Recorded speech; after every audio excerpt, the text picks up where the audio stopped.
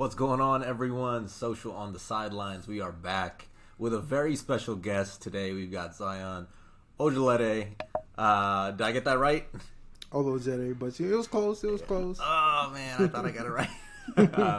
From Complex Networks, the social editor, and also overseeing the very infamous Nigerian men's basketball account, fresh off a flight, and he hopped on Social on the Sidelines with us. Appreciate you hopping on today, Zion. Appreciate y'all having me, man. This is an honor to talk to two of the best in the game. So, likewise. As everyone knows, Social on the Sidelines, presented by Zoomf. Attention is currency. Monetized with Zoomf. Find them on Twitter at Zoomf. Now we gotta just get right into it because. First of all, Mr. Blue Tick over here, he's been blowing up everywhere, righteously so. If you have followed anything related to basketball, the Olympics, and more importantly, the Nigerian men's basketball team, this man was running the social behind it, behind every meme that you saw, and he's got a lot more to just that in his wheelhouse. So, first and foremost, Zion, let us know a little bit about your background today, like how you got to where you're at. What was your career journey? Obviously, social editor at Complex right now, but talk a little bit about what you've done to date in this industry.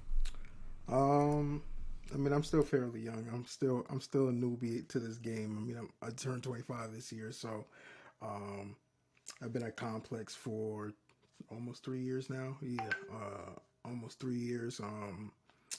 That was my first job in the industry. I'm still there, so I guess I'm still at my first job. But I started I think the relationship started in college when I entered there. I actually entered in there as a writer, and me naturally, I'm kind of consider myself a versatile guy. So although I was there for writing, I could do social, I could do video, a little bit of everything, and that's kind of how I've been my whole life. I like to learn a lot of things on my own. I guess not to keep it too long. I got the internship at Complex. Then that was my junior year of college. That turned into a freelancing writing job my senior year while I was still in school. And then they needed help with social, so I freelanced social for them a little bit while I was in college. And they had an opening after I graduated, and it took like 5 months, but I pushed, and eventually got the job, and helped built up their social following a little bit. It was like pretty low when I started, like 80K on Twitter and like 40K on Instagram. Now it's like 800,000 on Instagram and 400,000 on Twitter. So, we've been trying to build up and kind of try to, put us on the map a little bit, because obviously Complex is more known for the sneakers and the music and the pop culture and all that. So, I guess that's my professional journey so far. For sure. The specialty is obviously building up accounts from the get-go. Like you talked a little bit about Complex, obviously what you were able to do over the last couple of weeks with Nigeria and the men's basketball team account. You grew at what, 60 plus thousand?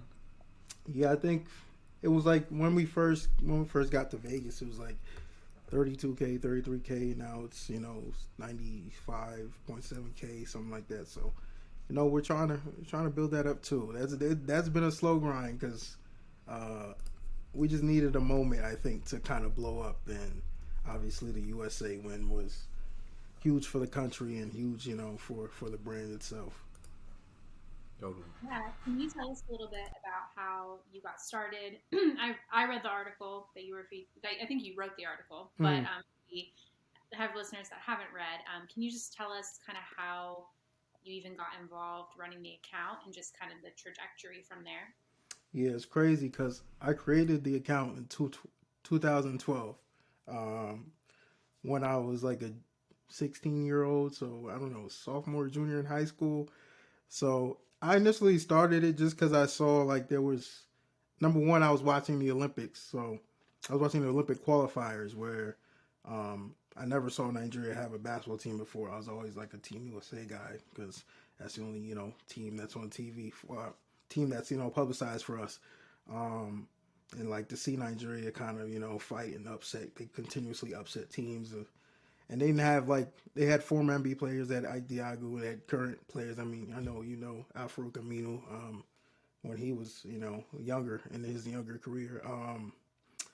And it was just like, it was kind of inspiring to see. I kind of took pride in just watching them. And I tried to look like on Twitter, social media, Google. No one was really covering them. So I was just like, why not do it myself? because there's just, I saw something, like I saw the trend where it was going. Obviously, making the Olympics was huge, but I thought it was more so people were going to start taking notice in Nigeria. And obviously, I'm Nigerian, so I know how many people in the NBA are, of Nigerian descent even now.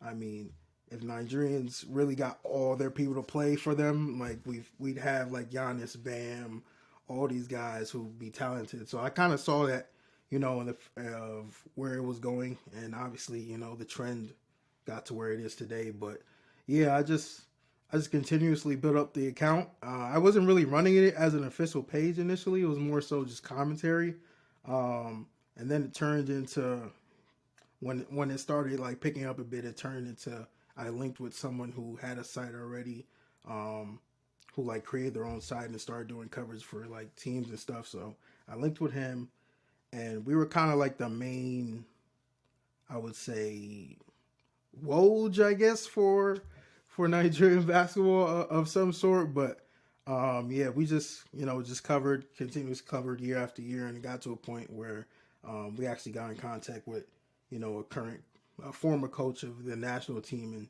he was just looking for like a directory, a list of guys that he could choose and pick from the college level that were of Nigerian descent. And like we just gave him a whole list of players and names, and we actually impacted, because I think he picked a few names off the list, so we kind of impacted the national team selection in a way. But yeah, we continuously built that relationship. I started building a relationship with players, on the national team, and eventually I traveled in 2016. I was still in college. I was like a sophomore. In 2016, I went to Houston when they were playing the U.S.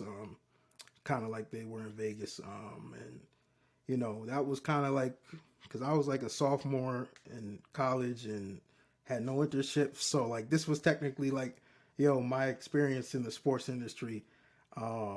So I got a little taste of it, and did like a lot of interview coverage, a lot of social coverage, just on my own. I brought my brother. My brother knows nothing about media. I just brought him along because he was older and could help me navigate. But yeah, I just did a lot of interviews, and that kind of sparked the this is gonna be the official account wave, because it started looking. I was just naturally doing it, but it started looking like, okay, people started tagging my account as like, yo, this is the team page. He's doing team coverage and all of that, team interviews, because there was nobody else. So that kind of, I think in 2016, that kind of sparked it. I think even got a tag from the NBA. So like I felt legit.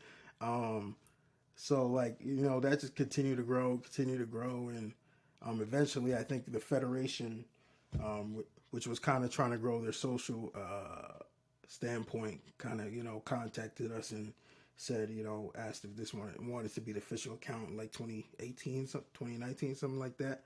So that's kind of where it grew into the official account, and eventually, obviously, people took notice the past couple of weeks, because we beat the USA, and I was just like, I promised myself, I was like, if we have a moment like this, I'm gonna take advantage, because I know people just I know social media, and I know the ins and outs and what makes people what makes stuff go viral. So I was gonna like kind of put us on the map, kind of like a UMBC type vibe during March Madness. So and yeah, I think it worked, obviously.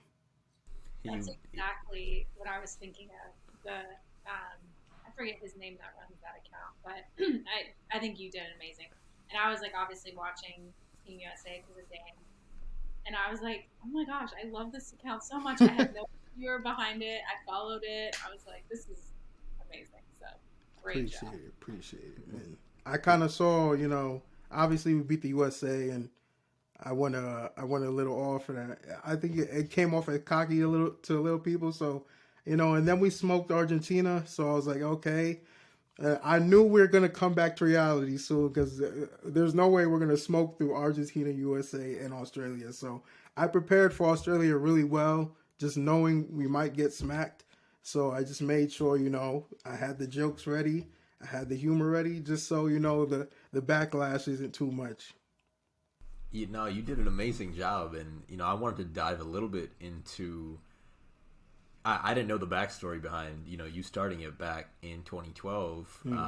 So it must feel even more gratifying for you to really have been in so many different roles when you created this account, not knowing what it was going to become, to then see it blow up the way it did. Not only because of the play on the court, but because of how you activated in the moment, right? Like that's got to be super rewarding. So I'm trying to get a sense for one, what was your favorite thing that you guys posted throughout that? Because I feel like there was so many gems in the last couple of weeks. But then as a second follow-up question, right? Like, how has it felt to see you literally grow from zero, not trying to be necessarily affiliated as a official account, to then be recognized and move forward in such an official capacity and be entrusted to do it because of what you did privately for a whole country, right? Yeah. That's got to feel amazing. So I'm trying to hear your perspective on that. Yeah, I mean, it definitely feels rewarding. It's still like kind of crazy, just cause I don't know. Not even so much like the going viral, because I go viral normally, so like it's not from complex sports, not my own. I'm not flexing. He's I'm built not different. flexing. He is I'm built not different. flexing. I'm not flexing. Blue tick. This man is the GOAT. No, I just mean like with the platforms I've seen a lot of viral moments, but it's just like kind of like everybody. It's so surreal that everybody kind of like knows Nigeria basketball right now. I think like that's the most gratifying part, is like we're kind of on the map now, even though we haven't done anything yet because there's it's exhibitions. But like that was kind of my goal in starting it, and it was just like people take notice. Like this team could be like a dominant team in the world. I say country in the world. I think one of the best teams in the world, and it's just like all the hard work that we put through, the people I've worked with, unpaid, just out of passion, really. Wow, didn't know that. Kind of, it's just been, rewarding, and, obviously very proud. And even my parents, just hearing from them, my parents, are true Nigerians. So they're not really up to date with the, sports world, but just hearing my dad talk about it and, talk about, everything that's going on the past week, has definitely been rewarding as well, kind of making them proud. Because I wasn't born in Nigeria. Like my sister, my brother, and my parents all were, but I was the one born in New York. So it's kind of, I still have that Nigerian pride in me, so it makes them proud as well. That's what's up. I gotta hear what the favorite thing that you posted. Like, Oh, I feel like Australia, although it was you guys did lose, like what Funny- you guys are putting out was fire. Funny thing about the Australia thing is Coach Mike Brown, actually texted me. He wasn't happy about it. He was like, "Don't give opponents bulletin board material." I was like, "Nah, coach, it was just a joke. It wasn't anything serious." But I would say the funniest part, for me, probably the Bam Adebayo tweet. That was funny to me just because he responded. And obviously Bam Adebayo, he's like of Nigerian descent, so I just playfully, made a joke that, I think I forgot the meme. I just tweeted at him, just added his name, and he responded, and he took it lightly. So it was pretty cool to kind of make fun of him. He should have played for Nigeria, but that's another discussion. But I would say that's my favorite one. For sure.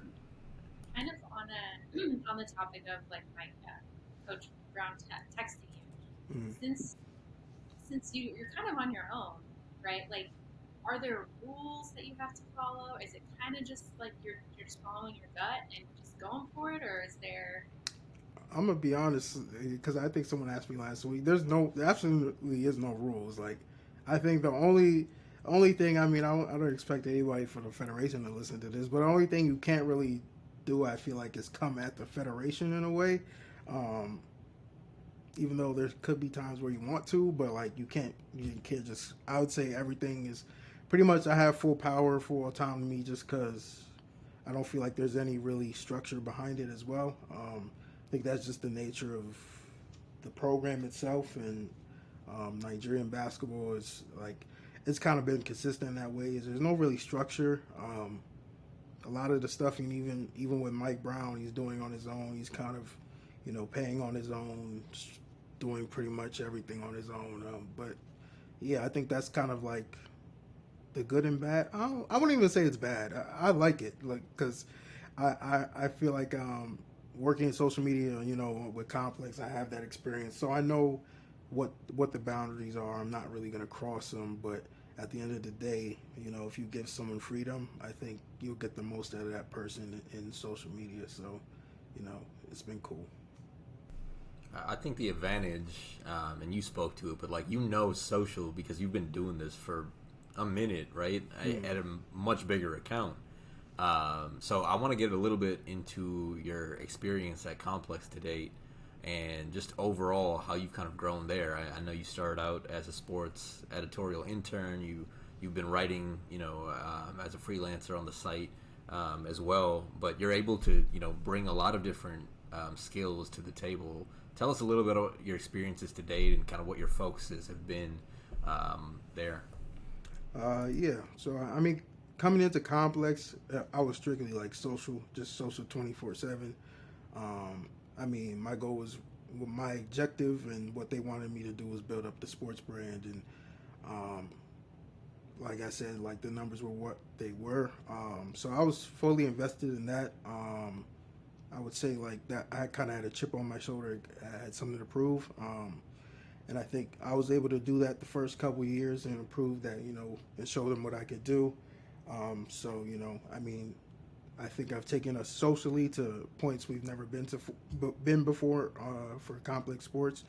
Um, so I think they've allowed me to, they kind of built trust in me to kind of, do other things, whether it's like writing or, even podcasting, do a lot of the shows, the sports shows that we've had. So I think, my role has grown beyond the social editor kind of requirements. And now I'm venturing into doing a lot of more things. Hopefully, maybe producing eventually something. We'll see. But yeah, I think, I've been blessed to kind of have that role at Complex and for them to kind of trust me to do more things than just, my role, my my job title. Totally. Well, the sky's the limit for sure. I'm looking forward to seeing for you. If you don't mind me asking, obviously, like we all take inspiration from different accounts, brands, whatever. Throughout the years, what have been some uh, brands or accounts that you're inspired by? And it doesn't Um, have to be just sports. It can be anything. uh, that's a tough question because I think I take a little bit from every. I mean, I take from y'all. I watch y'all. I watch the Blazers. I watch the Timberwolves, and I take notes. But I don't know. I don't know if I have anybody specifically. I think I'm someone. I just observe things as I observe, and it could vary between videographers. I'll look at videographers like Ty. I don't know if you know Ty Rogers. He's kind Yep. of taught me a lot of things because I'm a Duke fan. I'm a Duke basketball fan, diehard Duke basketball fan. I actually have a Duke Twitter account. I saw that. You grew that Man. too. Oh man, yeah. That's another story though. If you wanted to jump into that, you can jump into Let's that. let's talk about it. Talk All about right, all right. that Yeah, account. I have a Duke Twitter account. It has like 19,000 followers.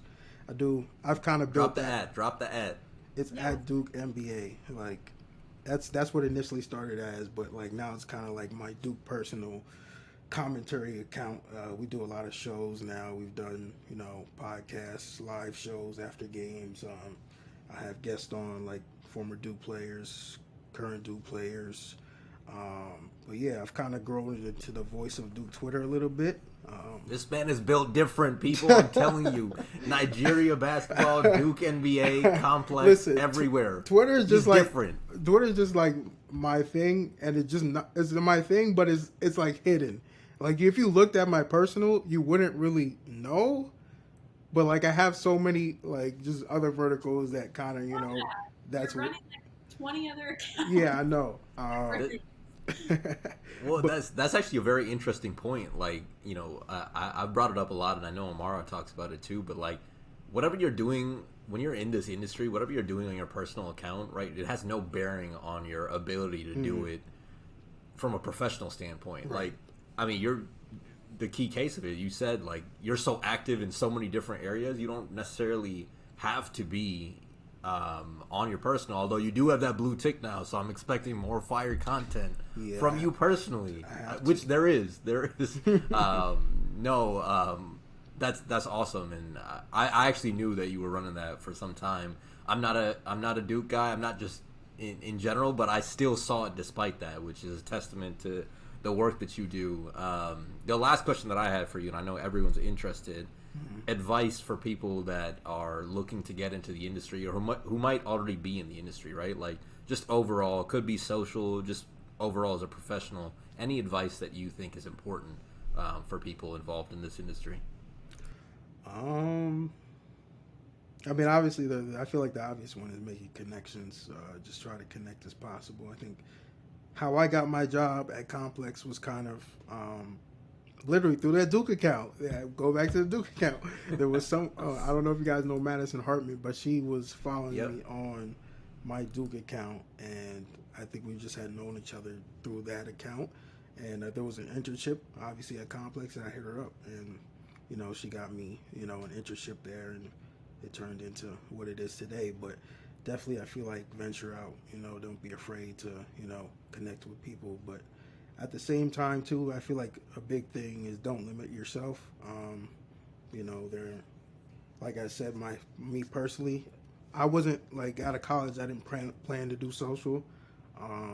That wasn't like really my plan. I thought if I was going to go into the media industry as a professional, I'd be more so writing more than anything. But that's turned into doing podcasts, doing live video shows, doing everything really. So I feel like the more versatile you make yourself, the more opportunities you have in the media industry. So and I would also say don't get discouraged by the notion that there aren't many jobs out there. I think if you really want it and you go after it, I think you have as much as a chance as you do it in any other industry. But I think definitely, go after your passion and don't limit yourself.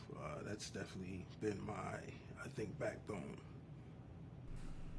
No, that's awesome. I appreciate you having on, man. I bet, by the end of the week, you're about to have another account for some other place running with 40,000 followers. No, we really appreciate you. It's been fun. We need to, now that you have a duty to the people to drop your own @ so that they know who the GOAT behind all these accounts is. That's another thing. There's so many of the stuff I've done on Twitter, I've wanted to stay like kind of incognito. Even the Nigeria page, like I didn't really want my name to get out there, right. But as soon as people started tweeting every single tweet, yo, who's the handler of this page? Because Nigerian, that's what they say. Nigerians just say, who's the handler? Who's the admin of this page? They kept on spamming with it, so I was just like, all right, let's just get it out there, That's what's up. No, you still didn't drop the @ though. I need the @ bro. Oh, what @ everywhere. your @ your personal @ Oh, Zion Olojede, ZionOlojede on all platforms, well, Instagram and Twitter. I don't really use Instagram. I kind of use it now more. So if you're on Instagram, follow me. He's getting that blue tick immediately on Instagram. So. No. I know. I'm not. Can I even be on this podcast? I'm unverified. Like, Right. do I even go here? I don't know. Yo, Amara, you do not need to be verified. Everybody knows you. Everybody knows you. Come on now. Yeah, there's two famous people on here, and I'm just Yeah, you two are the two famous people. Stop it. Stop it. Listen, Thank you No. so much for joining us. This was great. appreciate y'all No. for having me for sure. Of course, we're looking forward to many more laughs that you bring us across one of your 15 accounts. So, appreciate you, and appreciate Zoom for sponsoring this. Thanks, everyone. Find Zion on social and all of his accounts at Duke NBA, all complex platforms in Nigeria Maybe basketball. the Portland Trailblazers. I don't know. Oh man. No, we appreciate you, man. Thank you so much. Thank y'all.